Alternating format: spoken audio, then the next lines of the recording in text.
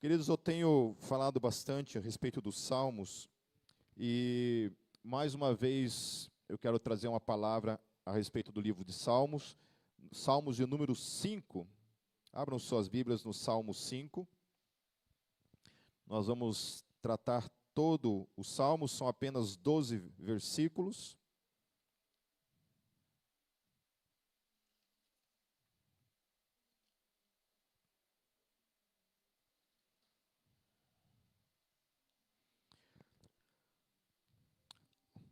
Amém? Vamos lá? Conforme a gente for lendo, a gente vai comentando.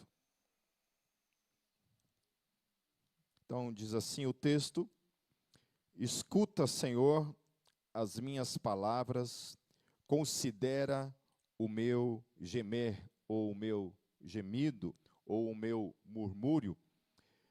O livro de Salmos, segundo Oswald Chambers, ele é o livro que nos ensina a orar. Então, antes de existir o livro dos Salmos, a oração era uma experiência em que cada um tinha na sua subjetividade. Então, a oração ela é uma experiência, ela é algo que a gente desenvolve. Eu lembro que nos primeiros anos de caminhada, eu não sabia orar direito, né? Especialmente se eu era desafiado a orar na frente de outras pessoas, né? Quem tinha essa dificuldade? Então, acho que todos nós tínhamos essa dificuldade, né, de não sabia como orar. Ainda mais se tivesse que orar na frente de pessoas, daí que a coisa travava de uma vez. Então, o livro de Salmos, ele é essa revelação, essa forma como que Deus usa a vida dos salmistas para nos ensinar no quesito a oração. Então, ao mesmo tempo em que ele nos ensina a orar, o livro de Salmos, ele nos ensina muitos aspectos da pessoa de Deus, do caráter de Deus. Então, a gente esteve vendo que Deus, por exemplo, se revela como escudo, como aquele que nos protege, como aquele que cuida de nós. Então, os salmos, eles são esse chamado à vida de oração. Então, se você não sabe orar, ore os salmos. Pegue um salmo lá e ore, né? Faça do salmo a tua oração no seu devocional diário. Faça isso, em nome de Jesus. Eu não sei quantos que têm feito devocional diário, né, talvez já estejam já há um bom tempo caminhando com Deus e ainda não criaram o hábito de orar todos os dias e ter um tempo separado para orar todos os dias. Então, o livro de Salmos é um livro ao qual você pode buscar. São 150 salmos que nós temos. Foi encontrado o Salmo 151, mas esse salmo não está no cânon, não faz parte do cânon nem judaico e nem cristão, mas o Salmo 151 foi encontrado. Mas nós temos, então, os 150 salmos, os quais você pode se basear para aprender a orar. Então, ore os salmos que você vai aprender a orar. Amém, queridos? Então, o título dessa pregação é A Vigília dos Justos. Então, o salmista ele começa a falar para Deus: escuta, Yahvé, ou escuta, Senhor, as minhas palavras e considere o meu gemido, o meu gemer, o meu murmúrio, aquilo que está dentro de mim, aquilo que está me inquietando, aquilo que está me incomodando. Ouça, Senhor. E isso é uma coisa tremenda naquilo que a Bíblia revela acerca de Deus, porque a Bíblia revela um Deus pessoal, não revela um Deus energia, um Deus impessoal, um Deus que não se revela com o homem. Então, o salmista, quando ele fala, quando ele ora, quando ele salmodia ao Senhor, sei lá como é que se fala essa palavra, como se conjuga, existe o salmo salmodiar, né? O verbo salmodiar, como seria? Salmodia mesmo? Ah, não sou tão burro, falei certo então. Então, quando você salmodia ao Senhor, né, você está falando com uma pessoa, você não está falando para o vento, né, você não está falando com algo que não existe, mas sim para uma pessoa que se revela de forma pessoal. Essa é a diferenciação entre o Deus da Bíblia. O Deus da Bíblia, ele se revela de um modo pessoal. É uma pessoa e não uma energia. Até eu estava vendo um debate hoje que nem tinha a ver com religião, mas era um debate sobre política, e os dois caras falaram assim, um era ateu, e o outro não se considerava uma pessoa religiosa, mas uma pessoa que tinha uma certa espiritualidade e que acreditava na existência de Deus. Mas os dois, quando foram falar da pessoa de Jesus, falaram uma coisa muito interessante, né? Eles falaram assim, olha, eu gosto de Jesus. Os dois falaram assim, eu gosto de Jesus.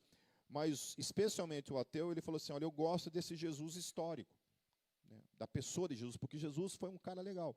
Então, ele olha para o personagem histórico chamado Jesus e ele tem uma admiração por essa pessoa, que é esse Jesus, que é um Jesus histórico, mas não é, de alguma forma, esse Jesus divinizado que os cristãos tomam para si. Qual que é o problema de você reconhecer o Jesus histórico e você não reconhecer o Jesus divinizado? Qual que seria o problema nisso? Tem como você reconhecer a pessoa do Jesus histórico, a sua personalidade, o seu caráter, dizer esse cara foi um cara legal, um cara massa, mas eu não reconheço que ele é aquilo que o cristianismo diz acerca dele. Deus, Salvador, que ressuscitou ou coisa assim. Porque toda a perspectiva desse Jesus histórico termina aonde? Termina numa tumba, termina numa cruz. Quando ele morre, toda a perspectiva, toda a expectativa voltada para esse Jesus histórico acaba ali, né? Enquanto que o cristianismo não. O cristianismo, ele afirma para além daquela cruz, para além daquela tumba, o cristianismo afirma algumas coisas acerca de Jesus. O grande problema de se afirmar acerca do Jesus histórico e não afirmar acerca daquilo que se diz acerca dele, que o cristianismo diz acerca dele, é que as pessoas, quando fazem qualquer tipo de afirmação acerca de Jesus, como um personagem histórico, sua pessoa, sua obra, aquilo que ele fazia enquanto ser humano, vem da revelação dos 4 evangelhos da Bíblia. Fora das Escrituras, não existe nenhum documento histórico que revela a obra de Jesus, os milagres de Jesus, aquilo que ele era, aquilo que ele ensinava, aquilo que ele falava como pessoa, como mestre, como filósofo, como profeta ou tudo mais. Então, é um pouco uma certa desonestidade você reconhecer Jesus, o caráter dele de modo histórico, e ao mesmo tempo que você ignora absolutamente tudo aquilo que ele falou de si mesmo, e que também está revelado no Novo Testamento. Então, é nesse Deus que nós cremos, um Deus que não somente é um Deus pessoal, que está sentado no seu trono, mas é um Deus que também vem a este mundo, encarna na pessoa de Jesus, morre numa cruz e ressuscita no terceiro dia e toma para ele toda a responsabilidade da vida eterna que ele promete para cada um de nós. Então, uma das coisas que o C.S. Lewis ele fala no livro Cristianismo Puro e Simples é justamente essa questão, que se Jesus é somente um homem, ele não pode ser considerado uma pessoa boa. Por que ele não pode ser somente um homem e, ao mesmo tempo, ser considerado uma pessoa boa? Por que não? Porque Jesus fez afirmações acerca dele, que se ele é somente um homem, ele ou era um mentiroso, ou ele era um cara maluco, totalmente fora da casinha. Porque falar as coisas que ele falou, prometer as coisas que ele prometeu para os seus discípulos, se ele fosse apenas um homem, ele seria ou mentiroso, ou ele estava mentindo de propósito, com o propósito de enganar a todos aqueles homens, ou ele acreditava naquilo que ele estava falando, mas ele era maluco da cabeça. Entendeu? Ele era um cara noiado. Naquela época, provavelmente Jesus devia ter sido o primeiro fumador de crack da história. Alguma coisa assim. Ele era completamente maluco. Se aquilo que ele falou não era verdade, então ele era um cara absolutamente louco da cabeça. Então, tudo isso para a gente falar que nós temos um Deus pessoal. Amém? No verso 2, o texto continua: atenta para o meu grito de socorro, meu rei e meu Deus, pois é a ti que imploro. Então, o socorro do salmista é o Deus Todo-Poderoso. E aí, essa é uma questão para mim e para você. Quem que é o nosso socorro? Em quem nós confiamos quando a gente passa pelas nossas dificuldades, nossas lutas, quando a gente entra em situações de desespero, quando o nosso casamento não está legal, quando o meu emocional não está legal, quando o meu trabalho não está legal, quando a minha saúde não está legal, quem é o meu socorro? Em quem eu confio? Quem é o meu refúgio? Quem é aquele para quem eu corro, para quem eu vou pedir socorro, implorar por socorro? Quem é?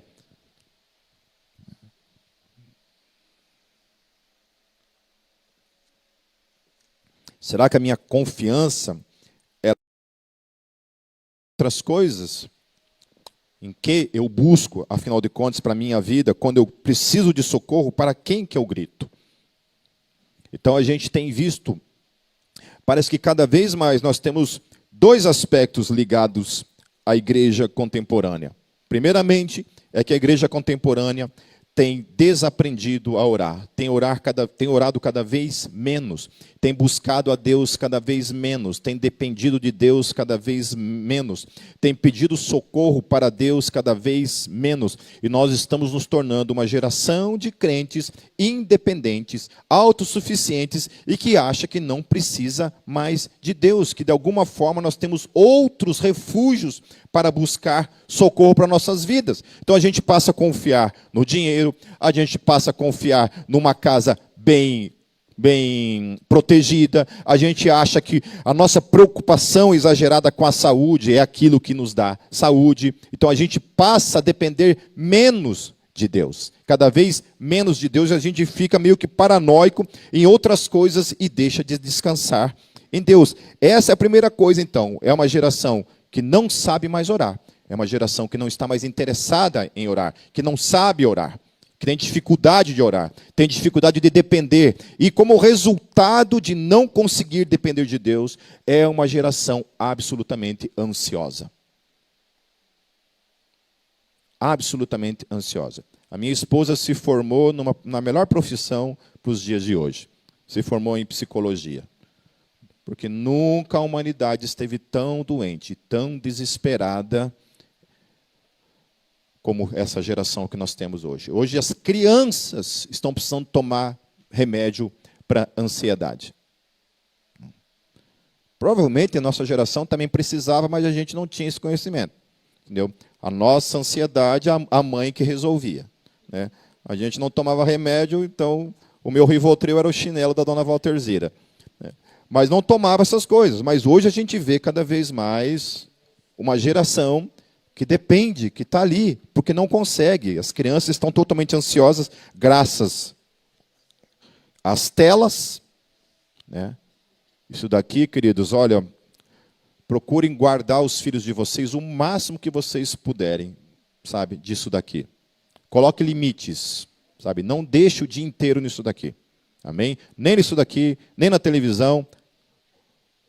De alguma forma, livre seus filhos disso. Não estou falando por causa do conteúdo em si, mas por causa daquilo que fica aqui, o dia inteiro nisso daqui, queridos. Né? Hoje é triste, né? Você vê um casal sai para jantar fora, fica o casal ali, os dois, cada um no seu celular. Né? Então a gente tem uma geração que ora pouco e é uma geração absolutamente desesperada, ansiosa, que não consegue mais descansar. Né? E isso acaba se refletindo na saúde, ou não? Hã?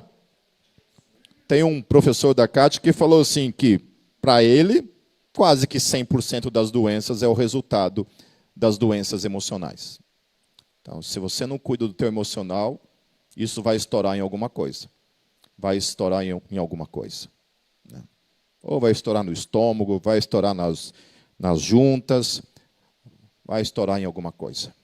Então, cuidar, primeiramente, depender de Deus, esse lugar de tranquilidade, esse lugar de sossego, de quietude do coração, é a primeira coisa para onde a gente tem que correr e aprender. A depender de Deus por meio da oração. Aí no verso 3, olha que coisa linda que o salmista fala. Ele fala assim: de manhã ouves, Senhor, o meu clamor. De manhã te apresento a minha oração e aguardo com esperança. Olha que coisa interessante. Logo cedo, ele começa o dia dele fazendo o quê? Orando. Então ele começa o dia dele dependendo de Deus. Ele tem certeza absoluta de que a vida dele é na total dependência de Deus, no seu dia a dia. E às vezes a gente acorda de manhã, a primeira coisa, a gente corre lá escovar nosso dente, né? Sai de casa correndo e a gente não tira nenhum tempo para orar, nenhum tempo para estar com Deus. Sabe, quantos aqui vão trabalhar de ônibus? Ninguém trabalha aqui nessa igreja? Quantos vão trabalhar de carro? Quando não trabalha aqui nessa igreja? Só eu que sou pastor que não trabalho? Tem os músicos, né? Isso não é profissão, querido. Mas por que eu pergunto isso? Eu não sei, quando eu trabalhava que tinha que ir de ônibus trabalhar, eu lembro que eu sempre levava um livro, né? E eu ia lendo dentro do livro. Eu ia lendo dentro do ônibus, ia lendo. Então, tinha que ter um tempo para ler, tinha que ter um tempo para orar. Então, eu aproveitava esse tempo no ônibus que tinha, né, que ia até o trabalho, não tinha nada para fazer, e ficava ou lendo ou orando. Agora, de carro, quando estou de carro, sempre está ouvindo uma música. Coloca uma pregação, você tem lá o Spotify, né, o meu Spotify, lá, o melhor Spotify que existe. Entendeu? Você pode ouvir as pregações, você pode ouvir, gente, o que mais, não sejam minhas, seja de quem for, o que você mais tem hoje é ferramentas para que você seja edificado, para que você ore. Então, não tem desculpa. Então, a tarefa da igreja hoje talvez seja, sabe, fazer um regresso, voltar, retornar de tudo isso, a gente desacelerar, porque isso acelerou nossas vidas, a gente entrou num caos de independência de Deus, a gente não ora mais, a gente não busca mais, a gente não lê mais a Bíblia, entendeu? Porque a gente tem a Bíblia no celular, e ao invés de ler a Bíblia, no celular, a gente vai para o Instagram, a gente vai para o Facebook, vai para o WhatsApp, vai para o Telegram, vai para outras coisas. Amém, queridos? Certo? Então, o salmista está nos ensinando a outra coisa aqui. Um outro princípio que o salmista está nos ensinando é que a vida começa orando, de manhã. Acordar e já orar, já apresentar diante de Deus, já correr para aquele que é o ponto seguro, o nosso porto seguro, ele está dizendo. Amém? E a palavra que ele coloca aqui, ó, e aguardo com esperança, essa palavra no hebraico é interessante.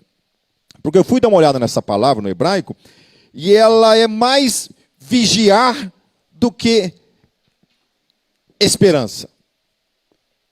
Ali diz atentamente, que versão que é essa? Para mim essa aqui também é NVI. Lasqueira. Então tá. E aguardo com esperança. Aqui essa palavra diz com vigia, com vigilância. Por isso que é a vigília dos santos. Então, o salmista, ele não somente ora a Deus, ele fica esperando em Deus. Uma outra proposta aqui dessa tradução é que ele ora a Deus e ele permanece vigiando enquanto ele ora. E aí isso vai estar ligado com o próximo versículo, no versículo 4. Olha que coisa interessante. Tu não és um Deus que tenha prazer na injustiça, contigo o mal não pode habitar.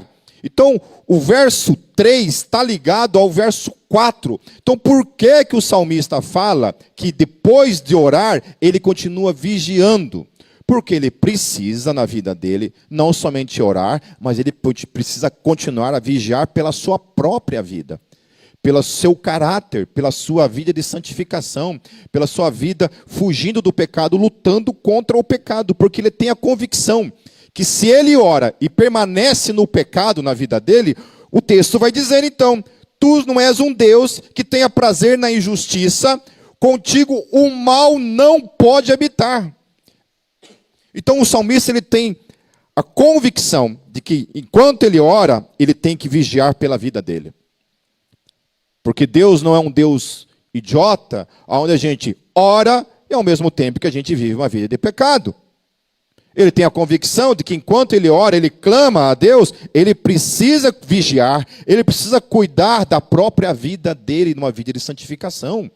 Ele não pode viver uma vida de busca e de oração enquanto ele está na sacanagem, enquanto ele é um mau caráter, enquanto ele rouba as pessoas, enquanto ele passa os outros para trás, enquanto ele fala mal dos outros, enquanto ele odeia as pessoas, não pode. Ou ele ama a Deus, e vive uma vida de santificação, ou ele está sendo um baita de um hipócrita.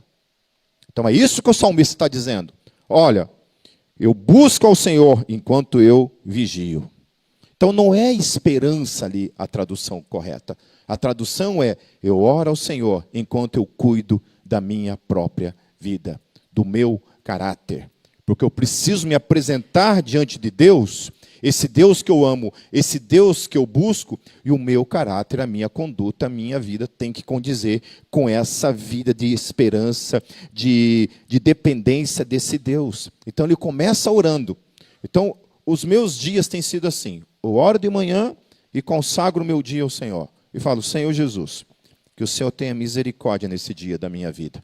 E que o Senhor me ajude a viver esse dia para a glória do Teu nome, Senhor. Me ajude, Senhor. E é diferente, queridos, quando nós oramos de manhã. Quando nós pedimos para o Espírito Santo vir sobre as nossas vidas e nos ajudar nessa caminhada cristã. Eu não estou dizendo que isso é uma coisa que eu e você podemos produzir em nós mesmos. Não é possível. Ninguém pode ser cristão por si mesmo. É impossível viver a vida cristã sem Jesus. É impossível viver a vida cristã sem o Espírito Santo nos ajudando. É impossível. É simplesmente impossível. A máxima da fé cristã é quando Paulo chega e fala, já não sou eu mais quem vive. Paulo tinha essa convicção de que ele falava abertamente isso. Olha, o mal que eu não quero fazer, esse eu faço. O bem que eu quero fazer, eu não consigo fazer. E ainda ele fala assim, e aí mesmo assim, as coisas boas que eu faço, ele fala assim, porque em mim bem algum habita. Ele tinha convicção que nele não habitava bem algum. Que se dependesse do apóstolo Paulo, ele continuava na mesma vida de sempre. Sabe? Então, por isso que a oração, aprender com o salmista a orar, aprender com o salmista a buscar logo de manhã essa vida de Deus, essa dependência de Deus, se colocar, Senhor, eu dependo do Senhor. E eu sei, Senhor, que para eu habitar com você, Senhor, eu não posso ficar na sacanagem. Eu não posso ser duas caras.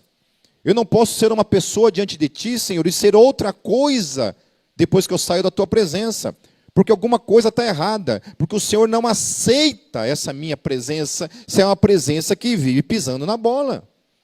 Aí o salmista ele continua, aqui, inclusive, voltando aqui, essa palavra injustiça, aqui, ó, tu não és um Deus que tenha prazer na injustiça, essa palavra também pode ser traduzida como erro, como perversidade, como culpa. Então Deus ele não compactua, ele não caminha com esse tipo de coisa na minha vida. E aí depois, quando fala que não pode habitar, é que não pode permanecer na presença dele. Não pode estar continuamente na presença dele. Ou seja, se eu estou caminhando com Deus na minha vida, há aspectos na minha vida que precisam mudar radicalmente, mas não como resultado do meu esforço, mas como resultado dessa minha vida de devoção, de busca diária da presença de Deus na minha vida. Amém, queridos? Amém? Ah, Pipe, eu não consigo mudar. Ore mais. Ore mais. Pipe, eu não consigo me libertar disso. Ore mais, querido. Jejue. Ore, jejue. Entre em conflito com a tua carne em nome de Jesus. Sabe, não existe coisa melhor do que jejuar. Entrar em conflito, em guerra mesmo pela tua vida, sabe, para que você não seja dominado pela tua carne. Além de todos os benefícios que o jejum traz para a tua saúde, inclusive física e emocional. O jejum é uma coisa fantástica criada por Deus, porque ele traz um benefício espiritual, ele traz um benefício emocional, porque te ajuda a depender também, a tua mente se aquieta, a tua mente aprende a se tranquilizar diante de Deus. E a terceira coisa, traz saúde física, queridos. Saúde física. Amém? Não sei quantos aqui têm o hábito de jejuar semanalmente. Sabe? Talvez seja a hora. Né? Amém? De jejuar em nome de Jesus. Menos a Bela. A Bela não pode jejuar, né, Belinha?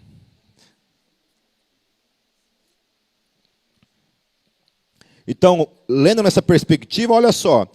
Tu não és um Deus que tenha prazer no erro, que tenha prazer na perversidade. Amém?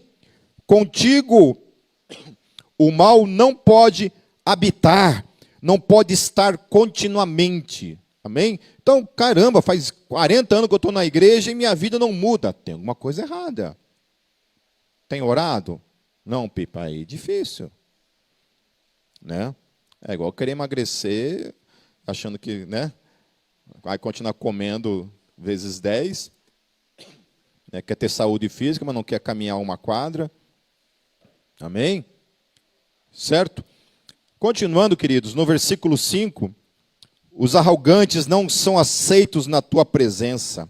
Odeia todos os que praticam o mal. Daí essa palavra arrogante é interessante, porque ela tem o sentido, aquele que gosta de brilhar, aquele que gosta de aparecer, aquele que gosta de ser louvado, que gosta que as pessoas o tempo todo fiquem, sabe, enchendo a bola dele, fiquem elogiando ele, falando palavras de, como você é uma pessoa que brilha, uma pessoa linda, uma pessoa que faz as coisas tão bem. Você precisa o tempo todo dessa coisa de ser vangloriado, né, dessa coisa da vaidade que o tempo todo fica ocupando o coração. Alguém já foi movido por esse tipo de coisa que precisa o tempo todo ser afirmado pelos outros? Né? Pelos outros, o tempo todo pelos outros.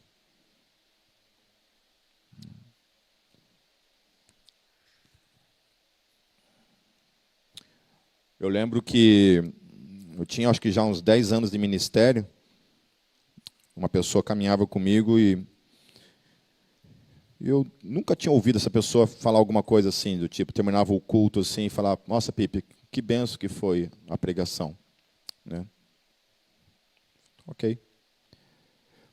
Um dia, essa pessoa foi numa outra igreja, e na segunda-feira me ligou assim, nossa, Pipe, fui lá na... Nem vou falar o nome da igreja para não gerar mais ódio e raiva em vocês ainda.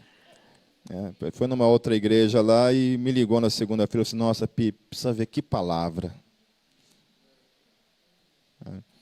Então é isso, a gente não pode ser movido por isso. Se a gente é movido por isso, queridos, né, como é que fica a nossa vida?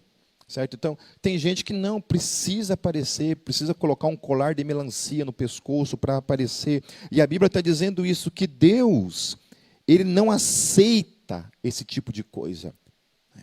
Deus não divide a sua glória com ninguém, Ele não aceita da nossa parte. Então, olha o que o salmista está nos ensinando. Está nos ensinando a vida de oração, está nos ensinando a vida da busca por santificação, e ele está nos ensinando uma vida de busca de se fazer pequeno. Não busque brilhar, sabe? Não busque elogios, sabe? Se alguém quiser te elogiar, que seja porque quer. Por livre, espontânea vontade, que chegue e fale assim, olha, muito legal, né? Muito legal. Eu acho uma coisa interessante na cultura dos americanos, dos estadunidenses, essa coisa de que o tempo todo eles estão assim, falando para os outros. Hoje eu estou inventando umas palavras aqui, não sei porquê. Já tinha entendido, né? Daí eu quis inventar, piorei. Mas os americanos lá no Instagram era bem interessante, que toda vez que você fazia alguma coisa, eles chegavam para a gente e falavam assim, good job. Era normal. Normal. Toda hora. Bom trabalho. Muito bom trabalho. Né? Você dava uma aula, eles chegavam todos em vocês, olha, bom trabalho. Muito bom. Excelente. Entende? O brasileiro, com esse espírito de vira-lata, né? Esse Exu vira-lata que existe, a gente não consegue elogiar as pessoas, a gente tem dificuldade de elogiar o outro. Né? Eu acho legal no Ministério de Louvor essa coisa, né? Que toda vez que tem o louvor, depois que termina, a gente chega em casa, está todo mundo ali falando, olha, bom trabalho, né? Muito legal, foi uma bênção. Isso é legal, porque isso motiva a gente. Né? Aí tem uns que vão lá e falam mal da minha voz cantando. Né? Isso é para acabar, né? Tem uns aí, né? Então, mas é isso, a gente precisa, queridos, aprender a encorajar o outro, sabe? De modo natural. Mas cuidado quando a vida, a motivação, toda ela é essa busca de elogios, essa busca de brilhar, o tempo todo tem que estar sendo afirmado, senão não consegue. Então isso é muito perigoso, porque ao contrário, eu gosto quando o apóstolo Paulo chega e ele fala assim, olha, cada um considere o outro superior a você. Cara, que coisa desafiadora para mim e para você. Considerar o outro superior a você. Como isso vai desencontra tudo. Quando a gente vê o nosso Senhor se prostrando diante dos seus apóstolos, que eram pessoas tão podres como qualquer um de nós aqui, e ele vai lá e começa a lavar os pés desses homens. E era o Rei dos Reis, queridos. Era aquele que havia criado todas as coisas, estava ali diante daqueles homens, fazendo daquela forma. No verso 6, ele fala: destrói os mentirosos, os assassinos e os traiçoeiros, o Senhor detesta. Eu, porém, pelo teu grande amor, entrarei em tua casa com temor e me inclinarei para o teu santo templo. Então, essa palavra amor aqui, no hebraico, é bondade, benignidade, fidelidade. Então, é por causa da fidelidade do Senhor, da bondade do Senhor, da benignidade do Senhor, que ele se aproxima. Porque ele sabe quem é esse Deus que está diante dele. Ele sabe que é um Deus bondoso, um Deus benigno, é um Deus que ama, é um Deus de misericórdia, por isso ele se aproxima desse Deus. Porque se ele cresce que esse Deus era apenas um Deus de juízo, um Deus disposto a qualquer momento trazer juízo sobre ele, ele não chegaria a Deus. Mas ainda assim o texto fala que mesmo ele tendo consciência desse Deus, da bondade desse Deus e desse amor que esse Deus tem por ele é algo contrário, muitas vezes, à minha posição. Aquilo que muitas vezes faz da minha vida a caminhada e o estilo de vida que muitas vezes eu tenho como um homem pecador que sou. Porque ele fala assim, que ele se aproxima de Deus com essa consciência, mas dentro do coração dele tem uma palavra, queridos, que está faltando para mim e para você muitas vezes, que é a palavra temor. E ali o hebraico vai falar temor, vai falar medo, e vai falar uma palavra bem interessante, vai falar terror. Quem gosta de filme de terror aí? Por que está com vergonha? Levanta a mão aí, seja aí. Gosta de filme de terror, né? Vou chamar a Neuza Choca, não dá para chamar mais. Eu ia chamar a Neuza Choca para atacar o terror em vocês.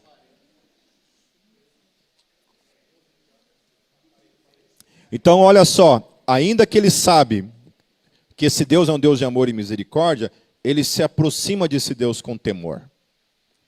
Por que temor? Porque esse temor a Deus é o que fazia ele viver uma vida de santificação.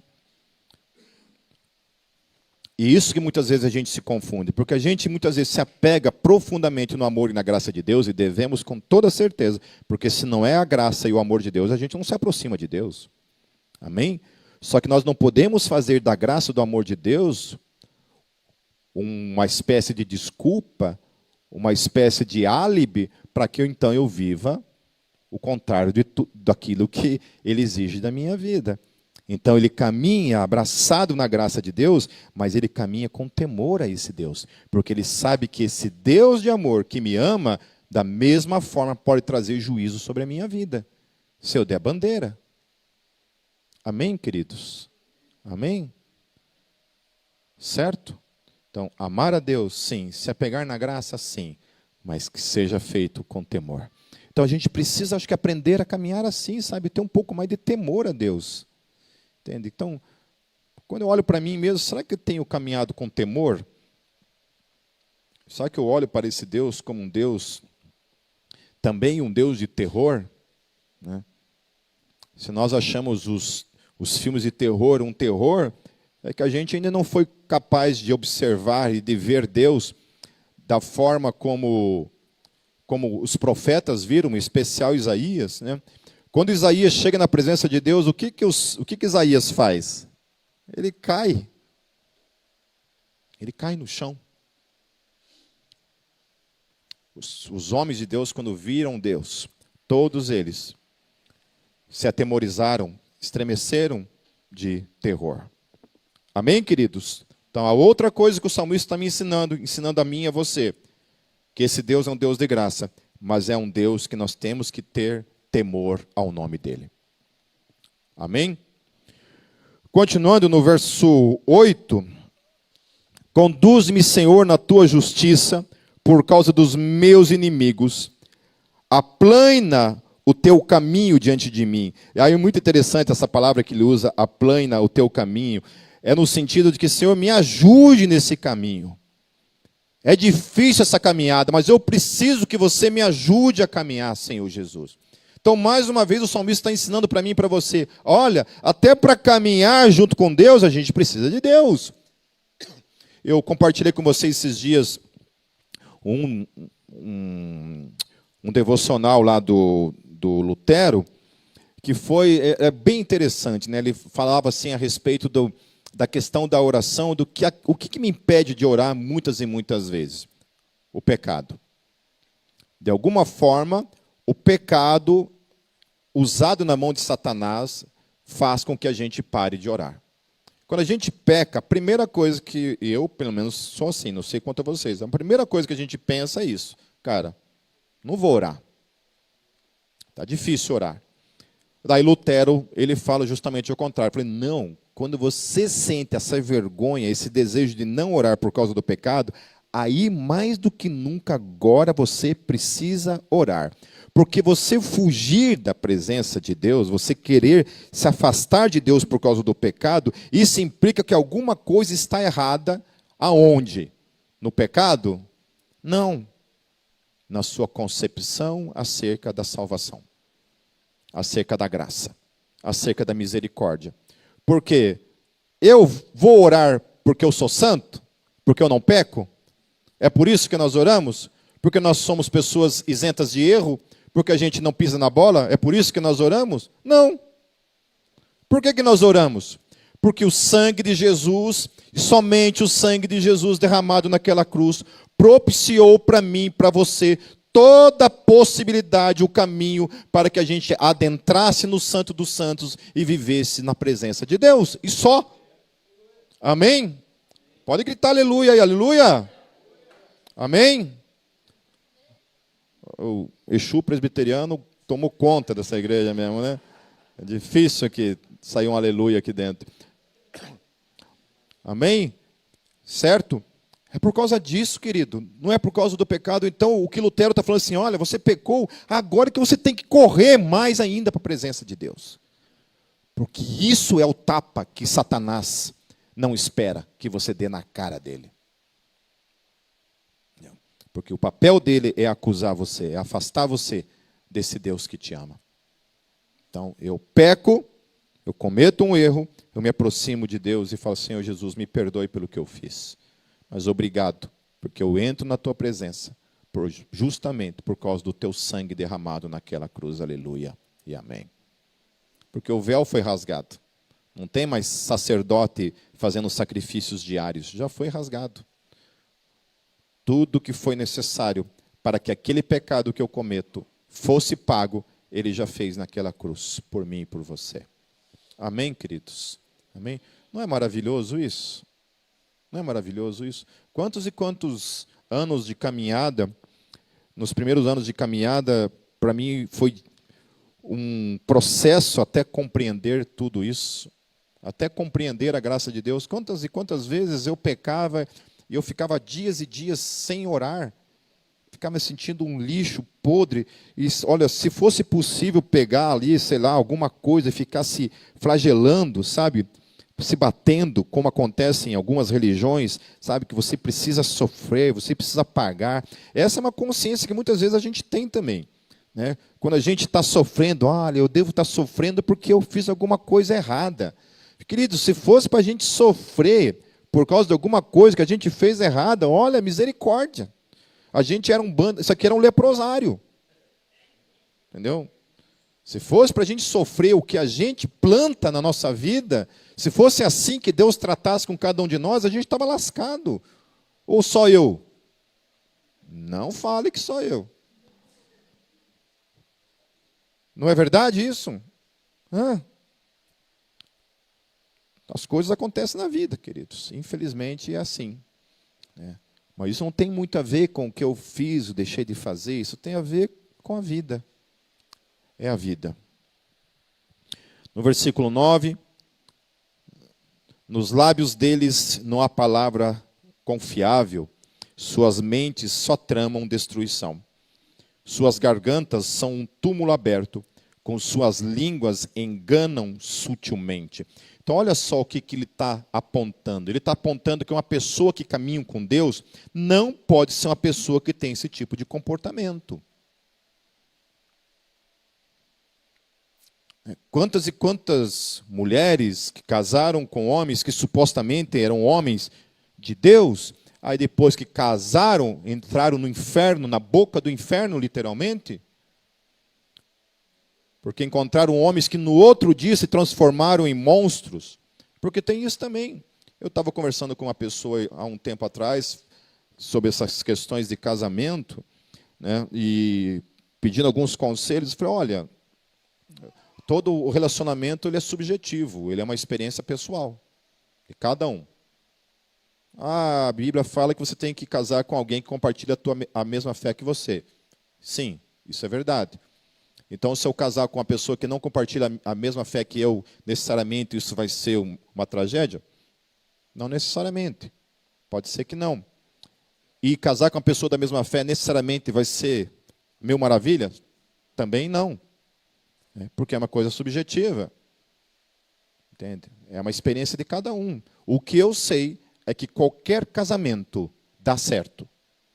Qualquer duas pessoas que decidem se juntar em casamento. Duas pessoas que decidem casar, estar juntas para o resto da vida, e tomam uma decisão de fazer isso dar certo, isso vai dar certo. Nada vai separar vocês dois, queridos. Agora, casou, cheio de ideias mirabolantes, 1000 sonhos mirabolantes, 1000 expectativas mirabolantes, né, achando que vai casar com uma pessoa perfeita, com o Jesus encarnado novamente na terra, aí é fadado ao fracasso, realmente. Né. Case consciente que você vai casar com um ser humano cheio de porcaria e faça de tudo. Só que aquilo que eu falei para essa pessoa, só tem um jeito de dar certo isso, se os dois quiserem.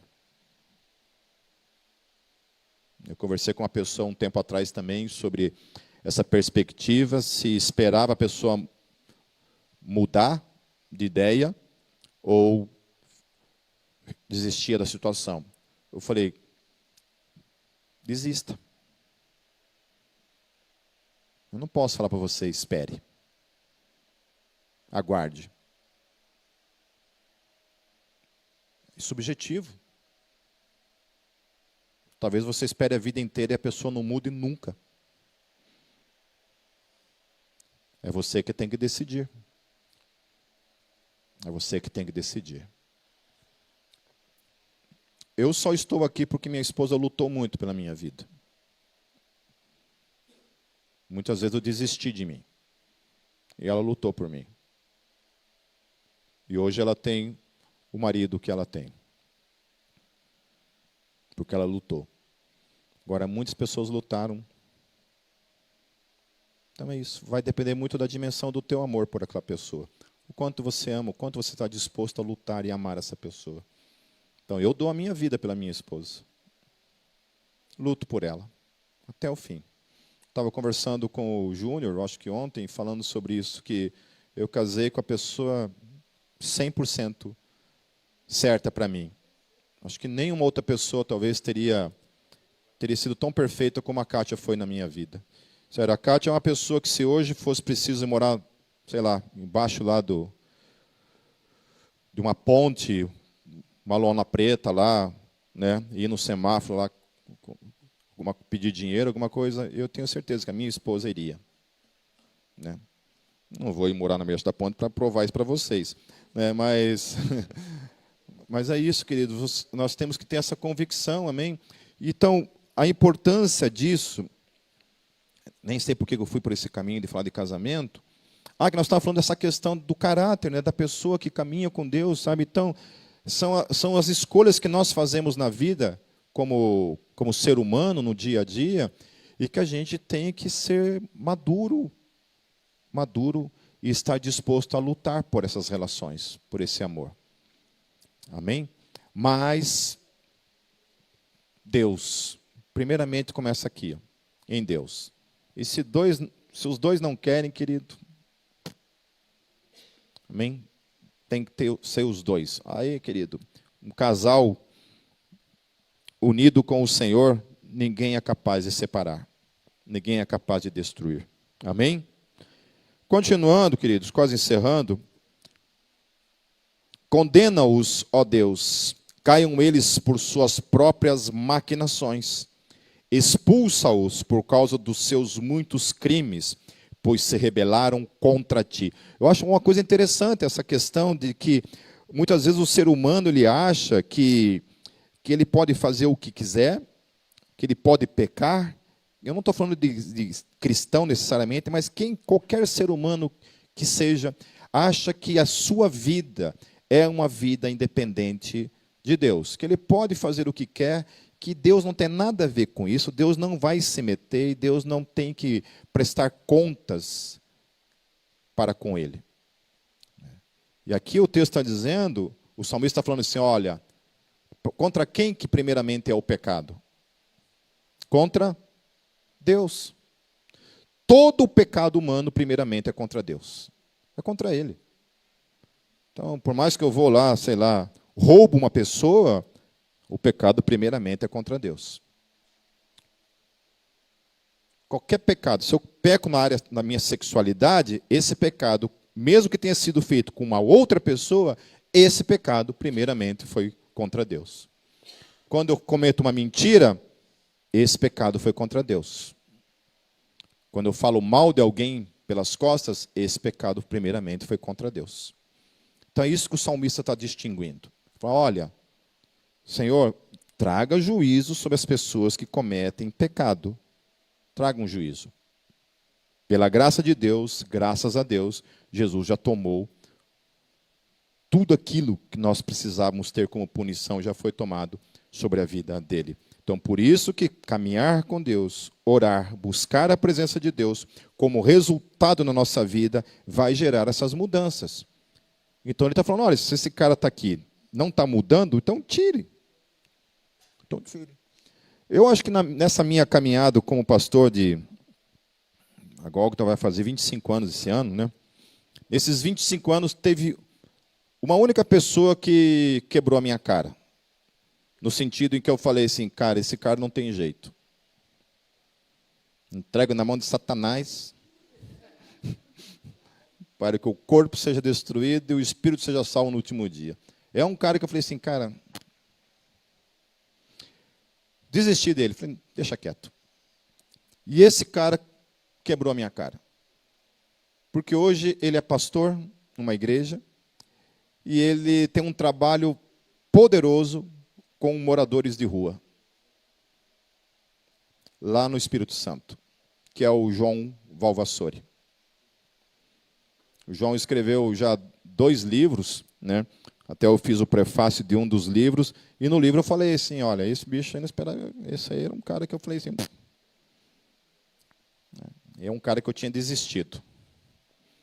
É um cara que ia para a igreja, antes do culto fumava uns 2, 3 baseados, se bobear durante o culto, ia para o banheiro fumar mais um. A gente ia, às vezes, para o renovo de pastores, o renovo dos homens, eu não sabia que ele também levava drogas lá, depois tudo isso foi confessado. Eu estou confessando isso não para que isso seja, de alguma forma, trazer o passado dele, porque isso daí, graças a Deus, tudo isso ficou no passado. Isso ficou no passado. E a experiência que ele teve com Deus transformou a vida dele. E hoje ele é esse instrumento de Deus lá nas ruas de Vitória. Ele tem uma igreja feita de pessoas moradoras de rua. E é uma galera que está lá.